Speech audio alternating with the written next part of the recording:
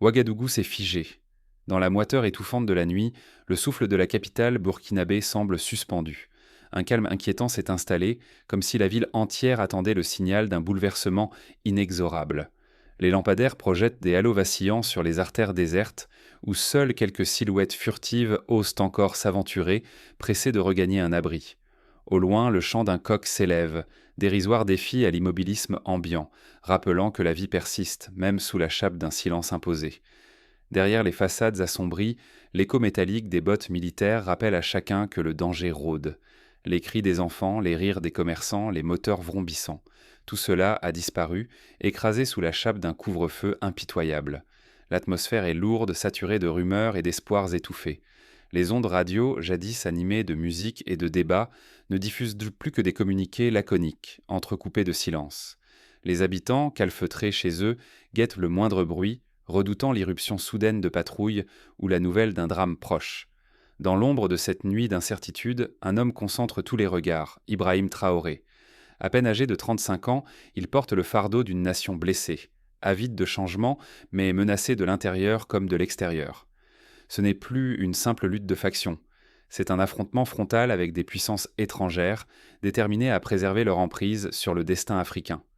Comme jadis Patrice Lumumba au Congo ou Thomas Sankara dans ce même pays, Traoré incarne la tentation et le risque de la rupture radicale. Le défi est colossal. Depuis des décennies, le Sahel est secoué par des coups d'État, chacun promettant la renaissance, chacun finissant dans la désillusion. Mais cette fois, l'enjeu dépasse le Burkina Faso. C'est l'avenir de toute une génération qui se joue. Traoré n'affronte pas seulement des adversaires politiques.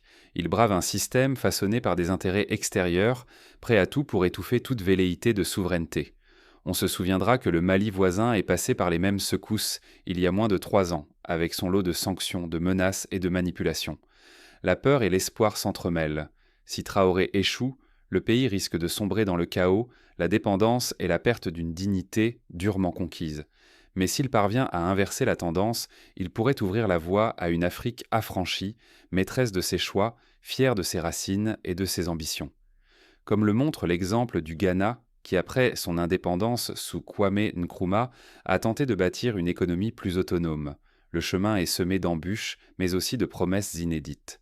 Jamais le sort d'un homme n'a autant symbolisé celui d'un continent. Le moindre de ses gestes était scruté, chaque décision pouvant faire basculer l'équilibre fragile d'une région tout entière. Ouagadougou retient son souffle, car ce qui se joue ce soir pourrait bien redéfinir la place de l'Afrique dans le monde. Comme lors des moments clés de l'histoire africaine, qu'il s'agisse des indépendances dans les années 60 ou des grandes conférences nationales des années 90, la tension est à son comble. Mais comment en est-on arrivé là ? Pour comprendre l'ampleur du moment, il faut revenir sur les blessures et les promesses qui ont façonné le destin du Burkina Faso. Ce pays, autrefois appelé Haute-Volta, a déjà connu de nombreux bouleversements. L'assassinat de Thomas Sankara en 1987, par exemple, a marqué une rupture profonde, brisant l'élan d'émancipation qui animait la jeunesse. Depuis, l'histoire du Burkina Faso s'est écrite dans la douleur.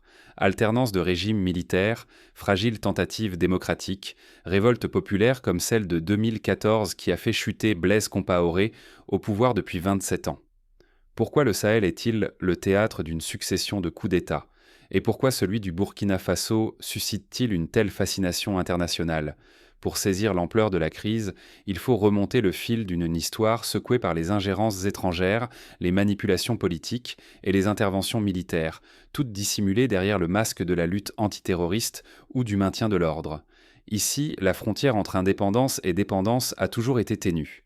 Chaque putsch n'est que le reflet d'un bras de fer géopolitique bien plus vaste, qui oppose intérêts locaux et forces extérieures. Dans ce contexte, le Burkina Faso incarne aujourd'hui un tournant. Un homme, Ibrahim Traoré, capitaine trentenaire à l'ascension fulgurante, cristallise les espoirs et les peurs d'une nation lassée par les promesses peu trahies et les crises sans fin.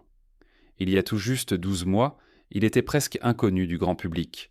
Désormais, il incarne la volonté de rupture avec un ordre ancien, dicté de loin, et la quête d'une souveraineté arrachée de haute lutte. Mais comment ce basculement s'est-il produit ? Bien avant que la planète ne comprenne l'immensité du bouleversement, des signaux faibles inquiets dans les autorités. Communications cryptées interceptées, drones sans origine identifiés survolant le nord et rumeurs persistantes d'un changement imminent. Ces indices diffus révèlent une tension croissante. En quelques jours, l'armée passe en état d'alerte maximale, verrouille les axes stratégiques et tente d'endiguer la tempête à venir. La réaction de Traoré et de ses partisans est fulgurante. En moins de 3 jours, ils neutralisent les éléments jugés hostiles au sein de la hiérarchie militaire, sécurisent que les garnisons, prennent le contrôle des réseaux de communication. La parole officielle se fait millimétrer. Rassurer la population, tout en envoyant un avertissement clair aux puissances étrangères. L'opération était menée avec une précision presque chirurgicale, laissant peu de place à l'improvisation. On se souviendra de la rapidité avec laquelle le Conseil national pour la sauvegarde de la patrie, CNSP, a été mis en place, rappelant les coups d'État éclairs du passé, comme celui de Jerry Rawlings au Ghana en 1981. Mais cette démonstration de force a ses revers. Presque aussitôt, le Burkina Faso se retrouve isolé. Les partenaires traditionnels, la France, les États-Unis, dénoncent des dérives autoritaires et pointent du doigt une influence étrangère croissante, notamment russe. Les sanctions économiques tombent, l'aide est suspendue, la pression médiatique s'intensifie. Traoré promet la souveraineté, mais le prix à payer est lourd, isolement diplomatique, économie fragilisée, avenir incertain. Les précédents du Zimbabwe sous Robert Mugabe ou de l'Iran après la révolution islamique rappellent à quel point la route peut être semée d'embûches lorsque l'on défie l'ordre international établi. Écarter ce contexte, c'est manquer la portée de la crise. Ce qui se joue ne concerne pas seulement un homme ou un État. C'est l'équilibre de tout un continent, la dignité d'une région, l'avenir d'une jeunesse qui refuse de céder son sort à d'autres. Comprendre la crise burkinabé, c'est comprendre le destin de l'Afrique tout entière. Derrière chaque sanction, chaque prise de position internationale, se cache une bataille d'influence où le contrôle des ressources, des routes commerciales et des esprits est l'enjeu véritable. Pourtant, au-delà des affrontements visibles et des jeux d'influence, une fracture plus profonde, à la fois interne et externe, menace la cohésion du Burkina Faso. Les ethnies, les classes sociales, les générations se regardent parfois en chiens de faïence, suspicieuses, inquiètes de voir ressurgir les vieux démons de la division. L'histoire du Rwanda, où la fracture ethnique a conduit au drame que l'on sait, reste dans toutes les mémoires comme un avertissement à ne jamais sous-estimer les failles internes lorsqu'un pays est fragilisé de l'extérieur. Dans l'ombre des forces opposées s'organisent et testent la solidité du nouveau pouvoir. Les prochains jours révéleront si Traoré parvient à unir ou s'il risque d'exacerber les divisions. Des rumeurs circulent sur des tentatives de contre-coup, des mutineries avortées, des alliances secrètes entre anciens dignitaires et puissances étrangères. Le climat rappelle celui de la Côte d'Ivoire en 2002, lorsque le pays s'est retrouvé coupé en deux après une mutinerie transformée en rébellion. Un pays au bord du précipice, pris entre deux fronts, résister à la pression extérieure, mais aussi à ses propres démons. Au Burkina Faso, la quête de souveraineté se joue sur 2 plans indissociables. Ibrahim Traoré, jeune chef d'État, doit affronter à la fois l'ingérence étrangère et la fragmentation interne, 2 tempêtes qui menacent de tout emporter. À la moindre erreur, l'unité nationale pourrait voler en éclats, ouvrant la porte à des affrontements fratricides, à l'exemple tragique de la Libye après la chute de Mouammar Kadhafi. Autour du pays, les grandes puissances resserrent en l'étau. La France, les États-Unis, la Russie, la Chine, toutes observent, calculent et interviennent à distance, chacune cherchant à préserver ses intérêts. Les campagnes de désinformation s'intensifient, semant doutes et soupçons parmi la population. Progressivement, sanctions et restrictions économiques s'abattent, affaiblissant une économie déjà éprouvée. Le Mali, le Niger, le Tchad, tous observent avec inquiétude, conscients que la contagion d'une déstabilisation burkinabé pourrait franchir leurs frontières. Mais la menace ne vient pas seulement d'ailleurs. À l'intérieur, les lignes de fracture se multiplient. Certaines factions de l'armée remettent en question l'autorité de Traoré. Les rivalités entre hauts gradés s'aiguisent, tandis que l'administration civile s'inquiète d'être tenue à l'écart. Le tissu national se tend, chaque division rendant l'unité plus fragile. Les exemples du Nigeria, déchiré par des décennies de rivalité entre régions nord et sud, ou de la République centrafricaine, où les affrontements internes ont déstabilisé tout le pays, montrent combien il est difficile de contenir l'explosion des antagonismes internes. L'isolement diplomatique devient une réalité. Les ambassades ferment une à une, les partenaires traditionnels s'éloignent discrètement. L'aide internationale, jadis essentielle, s'effondre de plus de la moitié en quelques mois. Les institutions financières internationales suspendent crédit après crédit, laissant l'État lutter pour sa survie budgétaire. Une situation qui rappelle celle vécue par Cuba à la chute de l'Union soviétique, lorsque l'île, privée de tout soutien extérieur, a dû réinventer son modèle économique pour survivre. Pourtant, le peuple burkinabé refuse de sombrer. Face à la pénurie de biens importés, de nouveaux réseaux d'entraide voient le jour. Les familles mutualisent leurs ressources, les quartiers organisent des stocks collectifs, la solidarité prend une dimension inédite. Des coopératives spontanées émergent, l'agriculture urbaine s'étend, l'économie informelle devient un rempart quotidien. On assiste à une forme de résilience créative, à l'image de ce que le Vietnam a connu après la guerre, lorsque la population a dû faire preuve d'inventivité pour pallier l'absence d'aide extérieure. Dans cette tourmente, la voix de Traoré résonne comme un ancrage. Sur chaque radio, sur chaque place publique, il martèle « Le Burkina Faso n'appartient à aucune puissance étrangère ». Ce slogan galvanise la population, cristallisant l'espoir de reprendre le contrôle de leur destin. Mais la tension reste vive. Chaque déclaration officielle est scrutée, chaque rumeur embrase les esprits. Le pays avance sur une corde raide, où tout faux pas pourrait être fatal. Les réseaux sociaux, malgré les tentatives de censure, propagent informations et désinformations à une vitesse inédite. Pour éviter l'asphyxie, le gouvernement tente de nouveaux partenariats. Des accords sont conclus avec des voisins africains ou des puissances émergentes. Les résultats sont timides. Quelques poches de sécurité s'améliorent, mais la majorité de la population continue de subir les conséquences de l'isolement. On tente de relancer les échanges avec le Ghana, le Togo ou le Bénin, d'attirer les investissements chinois ou turcs, mais le chemin est long, semé d'obstacles administratifs et logistiques. Les chiffres donnent la mesure du combat. En moins d'une année, l'aide extérieure a chuté de plus de 60%. Les prix alimentaires ont augmenté d'un tiers. Pourtant, paradoxalement, la fierté nationale s'affirme. Beaucoup voient dans l'épreuve le prix nécessaire pour regagner dignité et indépendance.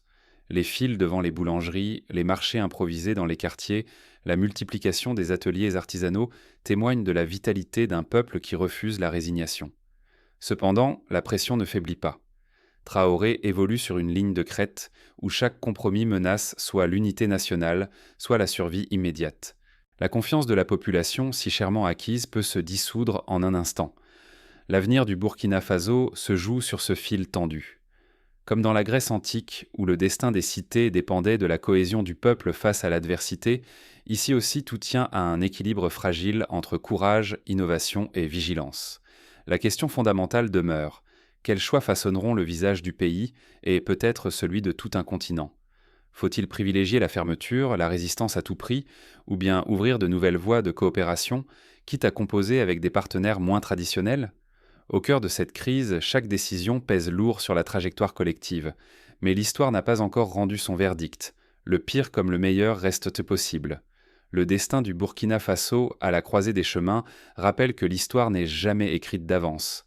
En 2010, la Tunisie a basculé en quelques semaines dans une révolution inattendue, entraînant tout le Maghreb dans son sillage. Ici aussi, tout est encore possible. Le Burkina Faso s'avance vers un carrefour décisif. Chaque choix posé aujourd'hui a le pouvoir de bouleverser la trajectoire du pays et celle de toute la région demain. La moindre décision sur la gestion des terres, la sécurité, l'éducation, la santé peut avoir des répercussions sur la stabilité du Sahel tout entier.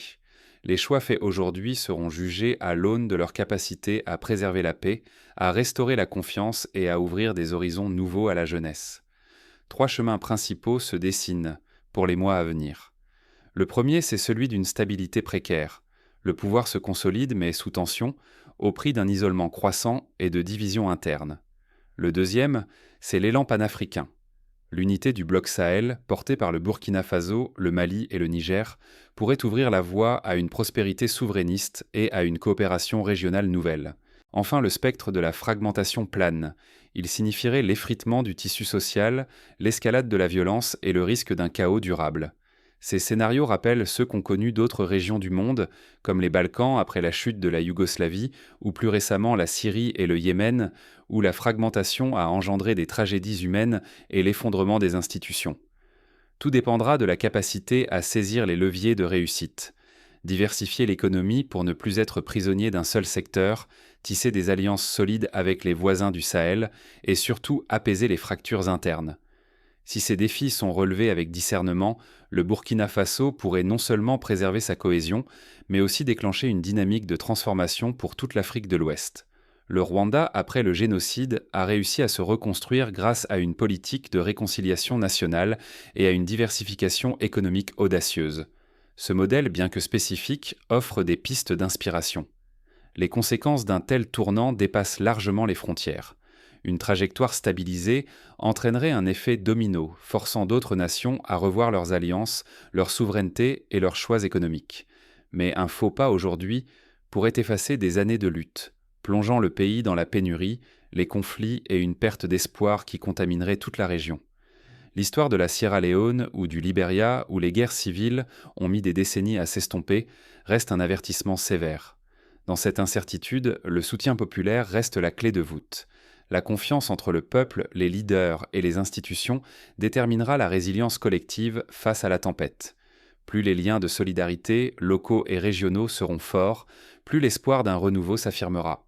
Le bloc Sahel mené par le Burkina Faso, le Mali et le Niger porte aujourd'hui l'espérance d'une Afrique qui redéfinit ses codes, mais cette aventure dépendra de la cohésion à chaque étape. Les forums citoyens, les consultations de quartier, les espaces de dialogue intergénérationnel sont autant d'outils pour cultiver cette unité fragile. La nation burkinabé chemine sur une crête étroite, entre tentation du repli et ambition d'un destin commun africain. Le choix final appartient autant aux citoyens qu'à leurs dirigeants. L'histoire enseigne que le changement durable est celui qui s'enracine dans la société tout entière, pas seulement dans les sommets du pouvoir. La Révolution tranquille du Canada ou la transition démocratique sud-africaine sous Nelson Mandela reposaient sur cette dynamique participative. Mais pour comprendre ce qui rend cette équation si explosive, il faut revenir sur les ressorts internes de la crise et la figure singulière d'Ibrahim Traoré. Car derrière chaque scénario se joue le sort d'un peuple et l'émergence d'un nouveau modèle africain. Traoré, par son âge, son parcours, son discours, symbolise la nouvelle génération de leaders africains, désireux de rompre avec les logiques d'allégeance et de dépendance. Pourtant, il porte aussi le poids d'une histoire lourde, faite de trahisons, de révolutions avortées et de rêves brisés. Quand la crise force l'innovation, comment le peuple burkinabé invente chaque jour de nouveaux moyens de survivre et de s'affirmer. Face à des pénuries inédites, les habitants de Ouagadougou et des grandes villes réinventent leur quotidien. Chaque lopin de terre, chaque toiture, chaque coin abandonné devient un potager urbain.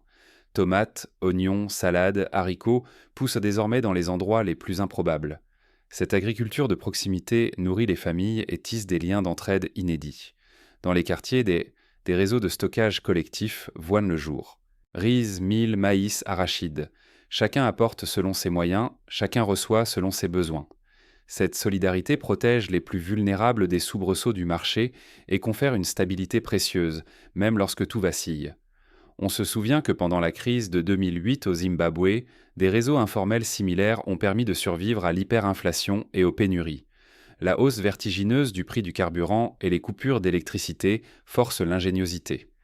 L'énergie solaire s'impose peu à peu. Des panneaux artisanaux alimentent lampes, radios, parfois pompes à eau. Cette autonomie nouvelle, surtout dans les villages, réduit la dépendance aux réseaux extérieurs et change la vie quotidienne. De petites entreprises locales proposent des kits solaires à crédit, inspirés d'initiatives menées au Kenya et en Inde, où l'électrification rurale hors réseau a transformé des millions de vies. Les sanctions économiques et la fermeture des frontières, paradoxalement, accélèrent la création d'une économie locale résiliente. Les artisans revisitent les savoir-faire d'antan. Ils produisent savon, vêtements, outils agricoles, avec les seules ressources du pays. La fierté grandit autour de cette capacité à s'adapter, à créer sans attendre l'aide extérieure. Les ateliers de tissage, de poterie, de fabrication de briques écologiques se multiplient à la manière de la petite industrie qui a permis à la Chine rurale de s'industrialiser à partir des années 70. La diminution de l'aide internationale agit comme un électrochoc. Les Burkinabés réapprennent à compter sur eux-mêmes. Les coopératives, tontines et mutuelles prospèrent, tissant une toile de confiance collective et d'autonomie financière. Chacun retrouve une part de contrôle sur son destin, malgré l'incertitude ambiante. Les marchés de troc, les monnaies locales, les systèmes d'échange de services connaissent un regain d'intérêt, à l'image des expériences menées en Argentine lors de la crise de 2001. La cohésion sociale devient un rempart. Dans les quartiers, on se réunit sans formalité pour échanger. Comment s'entraider, partager, se protéger des nouvelles menaces.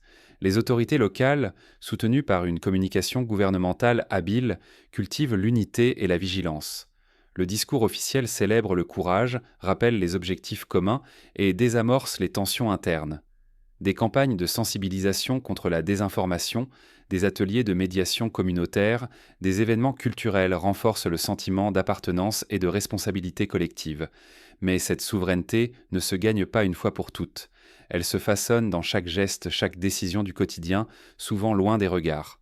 S'affranchir de la dépendance exige une vigilance de tous les instants. C'est la somme de ces efforts discrets qui donne sens à cette révolution silencieuse, portée par le peuple burkinabé. Les exemples de la Corée du Sud, passée du statut de pays pauvre à celui de puissance technologique en une génération, ou du Costa Rica, qui a fait le choix de l'éducation et de la paix, montrent que la transformation d'une nation commence souvent par de petits gestes répétés. Oublier ces leçons, c'est s'exposer au retour de la soumission, au ressac des cycles de domination extérieure. Pourtant, les graines semées aujourd'hui peuvent inspirer des générations entières à refuser la fatalité et à s'emparer de leur avenir, au Burkina Faso comme ailleurs sur le continent. Les jeunes leaders africains, de Dakar à Nairobi, observent avec attention les stratégies burkinabées, cherchant à en tirer des enseignements pour leur propre combat. Mais derrière ces adaptations quotidiennes, une question demeure. La résilience du Burkina Faso pourra-t-elle résister aux pressions externes de plus en plus fortes ?